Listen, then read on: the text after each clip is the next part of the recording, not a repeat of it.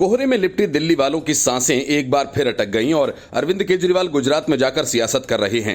हालांकि दिल्ली में रहते हुए भी वे दिन रात ईडी के शिकंजे में फंसी अपनी गर्दन को बचाने की ही चिंता में लगे रहते हैं। इसलिए अचानक बढ़े वायु प्रदूषण की उन्हें कोई चिंता नहीं। ज्यादा दिन नहीं बीते जब सुप्रीम कोर्ट की तगड़ी फटकार के बाद अरविंद केजरीवाल बंद पड़े स्मॉग टावर को फिर से चालू करा रहे थे, लेकिन न तो उसके खराब हुए फिल्टर बदले गए और न ही वहां काम कर रहे कर्मचारियों को स्क्रू ड्राइवर जैसे छोटे औजार ही उपलब्ध करवाए गए। इतना ही नहीं, अरविंद केजरीवाल ने स्मॉग टावर में काम कर रहे कर्मचारियों को वेतन तक नहीं दिया। इसके बाद विरोध में कर्मचारियों ने स्मॉग टावर में ताला लटका दिया। एयर क्वालिटी सुधारने के लिए कनॉट प्लेस पर लगे 23 करोड़ की लागत से स्मॉग टावर को कर्मचारियों ने बंद कर दिया। सैलरी न मिलने के चलते कर्मचारियों ने विरोध के तौर पर स्मॉग टावर पर ताला लगा दिया। कनॉट प्लेस में स्मॉग टावर का उद्घाटन 2021 में मुख्यमंत्री अरविंद केजरीवाल ने किया था। दिसंबर 2023 का वेतन न मिलने और दिल्ली सरकार की ओर से कोई लिखित नौकरी की गारंटी न मिलने के चलते कर्मचारी विरोध कर रहे हैं। जानकारी के अनुसार स्मॉग टावर का काम एक कंसल्टेंसी कंपनी कर रही थी। कनॉट प्लेस पर 13 लोगों की टीम तैनात थी। काम कर रहे एक स्टाफ महिपाल बिष्ट ने बताया कि टावर दिल्ली प्रदूषण नियंत्रण समिति यानी DPCC और नेशनल बिल्डिंग कंस्ट्रक्शन कॉर्पोरेशन यानी NBCC के तहत लगाया गया है और उनकी कंपनी विबग्योर कंसल्टिंग इस टावर को चला रही थी। लेकिन अप्रैल 2023 में टावर का संचालन बंद कर दिया गया। कर्मचारी ने बताया कि नवंबर 2023 में इस टावर को शुरू करने के लिए सुप्रीम कोर्ट द्वारा दिल्ली सरकार को फटकार लगाने के बाद हमें DPCC द्वारा बुलाया गया और 8 नवंबर को टावर फिर से चालू हो गया। लेकिन बाद में हमें समय पर वेतन नहीं मिला और हमारा दिसंबर का वेतन अभी तक नहीं आया और इसके अलावा हमें कंफर्म नौकरी की गारंटी भी नहीं मिली है। विरोध कर रहे कर्मचारी महिपाल ने कहा कि सैलरी नहीं मिल रही है और न ही इसकी कोई गारंटी है। आखिरकार स्मॉग टावर बंद करने के अलावा कोई ऑप्शन नहीं था। वहीं स्मॉग टावर को चलाने वाले इलेक्ट्रीशियन विवेक उनियाल ने कहा कि प्लायर और स्क्रू ड्राइवर जैसी बुनियादी उपकरण भी उपलब्ध नहीं है। हमें कोई और सुरक्षा गियर भी उपलब्ध नहीं करवाया गया। स्टाफ के कुछ और लोगों ने बताया कि स्मॉग टावर भी अपनी पूरी क्षमता से काम नहीं कर रहा था। टावर में लगे 5000 फिल्टर में से ज्यादा पुराने हो गए थे और उन्हें बदलने की लिए जरूरत है, लेकिन उन पर कोई ध्यान नहीं दिया जा रहा है। इसके पहले सुप्रीम कोर्ट ने प्रदूषण के मामले पर ब्लेम गेम कर रहे अरविंद केजरीवाल की सरकार को फटकार लगाते हुए कहा कि ये राजनीतिक लड़ाई का मैदान नहीं है। राजनीतिक ब्लेम गेम को रोकें। ये लोगों की हेल्थ या हत्या के समान है। आप इस मामले को दूसरों पर नहीं थोप सकते। सुप्रीम कोर्ट ने दिल्ली में कुछ स्मॉग टावर बंद पड़े होने पर सख्त नाराजगी जताते हुए पूछा था कि स्मॉग टावर कब बंद होंगे। स्मॉग टावर तुरंत शुरू होने चाहिए। हम नहीं जानते सरकार कैसे स्मॉग टावर शुरू करेगी। सुप्रीम कोर्ट ने कहा कि इस मामले पर तत्काल समाधान होना चाहिए। इस मामले में हमारा जीरो पेशेंस है। Justice Sanjay Kishan Kaul supreme court ने कहा कि प्रदूषण रोकने के लिए अपने आप को ही सरकारें सख्त कदम उठाएं तो बेहतर होगा। हमने अपना बुलडोजर शुरू किया तो फिर हम रुकेंगे नहीं। Bureau report, news of India. Mamata Banerjee की पार्टी ने पहले ईडी के अधिकारियों पर जानलेवा हमला करवाया और उसके बाद उनके ऊपर रेप की कोशिश करने का मुकदमा भी करवा दिया। ईडी पर हमले का दोषी ममता बनर्जी के सुरक्षित पनाहगाह में जाकर छिप गया। ममता बनर्जी के इशारों पर उत्तरी 24 परगना में प्रवर्तन निदेशालय के अधिकारियों के खिलाफ FIR दर्ज की गई है। ये FIR ईडी की टीम पर हुए हमले के एक दिन बाद दर्ज की गई। इस हमले में ईडी के कई अधिकारी घायल हुए थे। हमला तब हुआ जब ईडी की टीम ममता बनर्जी की पार्टी के नेता शाहजहां शेख के घर तलाशी लेने पहुंची थी। ईडी के अधिकारियों के खिलाफ ये FIR तृणमूल कांग्रेस के भगोड़े नेता शाहजहां शेख के घर की देखभाल करने वाले एक व्यक्ति ने कराई। FIR एक महिला का शील भंग करने की कोशिश और घर में जबरन घुसने की कोशिश को लेकर किया गया। 5 जनवरी 2024 को पश्चिम बंगाल के 24 उत्तरी परगना के संदेश खाली में राशन घोटाला में संलिप्त जिला परिषद सदस्य शाहजहां शेख के घर तलाशी लेने गई थी। यहां पर ईडी की टीम और उनके साथ गए CRPF के जवानों पर शाहजहां शेख के गुंडों ने हमला कर दिया। इस हमले में कुछ अधिकारियों को गंभीर चोट आई। अधिकारियों की गाड़ियां भी तोड़ दी गई और उनके फोन, पर्स और लैपटॉप आदि भी छीन लिए गए। ईडी का कहना है कि यह हमला शाहजहां शेख के भड़कावे पर हुआ था। इस हमले के बाद राज्य में विपक्ष ने बंगाल में राष्ट्रपति शासन लगाए जाने की मांग की। ईडी पर हमले के बाद अधिकारियों के खिलाफ FIR भी करवा दी गई। राज्य में बीते दिनों में केंद्रीय एजेंसियों का काम करना काफी मुश्किल हो रहा है। हमले के बाद 3 FIR दर्ज हुई। एक FIR ईडी के खिलाफ जबकि बाकी 2 हमला करने वालों के खिलाफ दर्ज हुई। हमला करवाने वाले शाहजहां शेख अभी भी फरार है। शक है कि वो बांग्लादेश भाग सकता है। उसका एक कथित ऑडियो टेप भी सामने आया जिसमें उसने कहा कि ईडी और CBI से डरना नहीं। उसका कहना है कि ममता बनर्जी ने उन सब के लिए संदेश खाली में काम किया।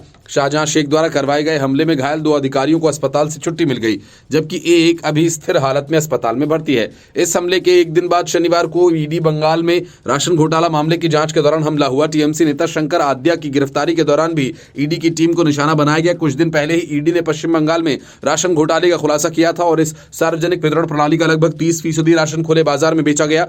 राशन की इस कथित चोरी से हुए फायदे को मालिकों और वितरकों ने मिलकर आपस में बांट लिया। Bureau report, news of India. INDI गठबंधन की गाड़ी सीट शेयरिंग के मामले पर रुक गई है। वजह कांग्रेस और गठबंधन के दलों के बीच ज्यादा से ज्यादा सीटें हासिल करने की होड़ मची होना है। इतना ही नहीं, गठबंधन के पीएम फेस को लेकर भी लड़ाई तेज हो गई है। जेडीयू के बाद अब अखिलेश यादव ने भी नीतीश कुमार को पीएम फेस बनाए जाने की मांग कर दी है और साथ ही अखिलेश यादव ने कांग्रेस को साफ साफ कह दिया कि अगर राहुल गांधी की भारत जोड़ो न्याय यात्रा शुरू होने से पहले सीटों का बंटवारा नहीं हुआ तो फिर राहुल की यात्रा का साथ समाजवादी पार्टी नहीं देगी। और इन सब के बीच कांग्रेस ने अपने पत्ते खोलना शुरू कर दिया। गठबंधन के संयोजक से लेकर पीएम फेस तक के सवालों के जवाब में मल्लिकार्जुन खड़गे ने कहा कि ये सवाल कौन बनेगा करोड़पति जैसा है। मतलब साफ है कि खड़गे ने ये एक तरह से नीतीश कुमार का मजाक उड़ा दिया जो पीएम फेस बनने के लिए लालायित हैं, लेकिन गठबंधन में असली पेट सीटों पर फंसा है। पहले खबर आई थी कि जनवरी से पहले हफ्ते में सीट शेयरिंग पर चर्चा शुरू हो जाएगी, लेकिन पहला सप्ताह अब खत्म हो गया, चर्चा शुरू नहीं हुई।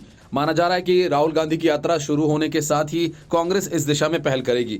फिलहाल कांग्रेस सहयोगी दलों को टटोल रही है। उत्तर प्रदेश में सबसे अधिक 80 सीटें हैं। यहां पर विपक्षी गठबंधन की समाजवादी पार्टी का दबदबा है। उत्तर प्रदेश में कांग्रेस की ताकत अब नहीं रह गई, लेकिन सूत्रों का कहना है कि यूपी में कांग्रेस को 40 सीटें चाहिए, लेकिन समाजवादी पार्टी 10 से 12 सीटों से अधिक देने के मूड में है नहीं। अब देखना यह दिलचस्प होगा कि यहां पर सीट शेयरिंग कैसे होती है।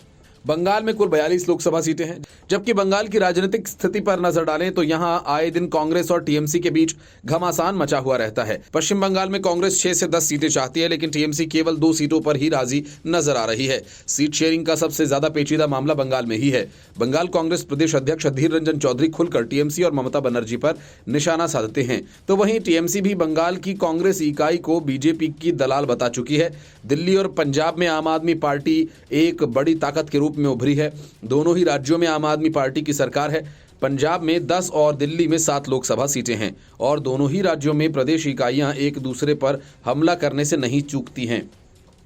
कांग्रेस पंजाब में अधिक सीटों की मांग कर रही है, जबकि राज्य के मुख्यमंत्री भगवंत मान एक थी कांग्रेस का नारा देते हैं। अब बड़ा सवाल यह है कि क्या पंजाब और दिल्ली में कांग्रेस आम आदमी पार्टी के बीच सीट सहमति बन पाएगी। महाराष्ट्र में भी कांग्रेस गठबंधन में सीटों को लेकर मतभेद खुलकर सामने आ गए हैं। शिवसेना ने 23 सीटों पर दावा किया है। शिवसेना नेता संजय राउत ने कहा कि हमेशा से 23 सीटों पर चुनाव लड़ते आए हैं, लेकिन महाराष्ट्र में खुद कांग्रेस 25 सीटों पर लड़ना चाहती है।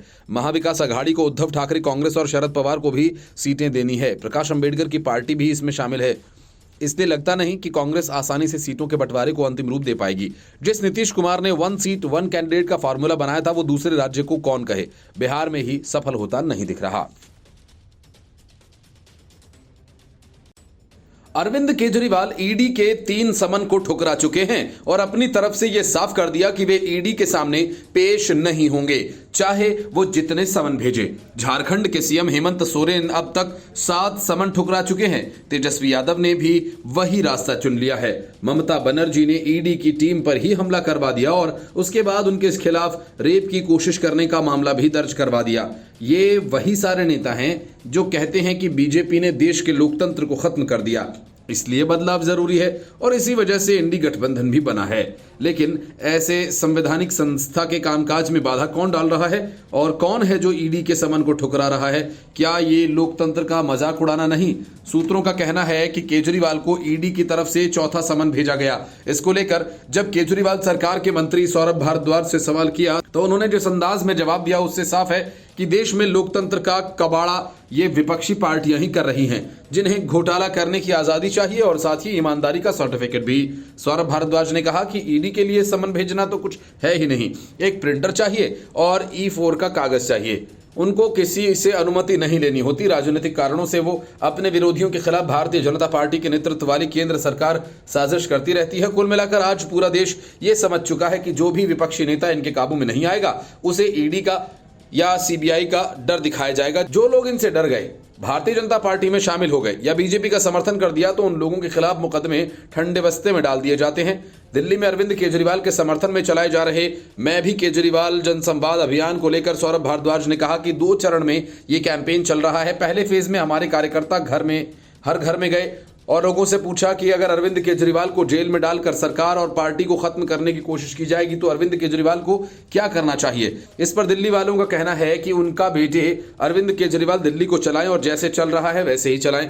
अरविंद केजरीवाल प्रवर्तन निदेशालय को पूर्व में भेजे गए अपने जवाब में जांच एजेंसी के समन को गैर कानूनी बता चुके हैं। उन्होंने समन को लेकर भेजे गए लिखित जवाब में कहा था कि यह समन उन्हें किस हैसियत से भेजा गया। इसके साथ ही केजरीवाल इस बात पर भी सवाल उठा चुके हैं। समन उन तक आने से पहले मीडिया में लीक हो जाता है और ये उनकी छवि खराब करने की कोशिश है। केजरीवाल ये कह चुके हैं कि दिल्ली में कोई शराब घोटाला हुआ ही नहीं और चुनाव से पहले ईडी उन्हें गिरफ्तार करना चाहती है और इन सब के पीछे बीजेपी है जो नहीं चाहती कि वो चुनाव प्रचार कर सके। शराब घोटाला मामले में आम आदमी पार्टी के नेता मनीष सिसोदिया और संजय सिंह पहले से जेल में बंद हैं और इस बात की भी अटकलें हैं कि जांच एजेंसी ही केजरीवाल को गिरफ्तार कर सकती है। बहरहाल दिल्ली के मुख्यमंत्री पंजाब के सरकारी विमान से 2 दिन गुजरात यात्रा पर गए और गुजरात के जाकर केजरीवाल ने जेल में बंद पार्टी विधायक चौतर वसवा को लोकसभा का उम्मीदवार घोषित कर दिया। केजरीवाल ने एक पर पोस्ट कर कहा कि आम आदमी पार्टी के चैतर वसवा एक बेहद लोकप्रिय आदिवासी नेता हैं। उनकी पत्नी को बीजेपी की गुजरात सरकार ने फर्जी केस में जेल में डाला हुआ है। आज मैं भगवंत मान गुजरात गए और इस इलाके के लोगों से मिलेंगे और हम उनसे जेल में मिलने जाएंगे। Report news of India.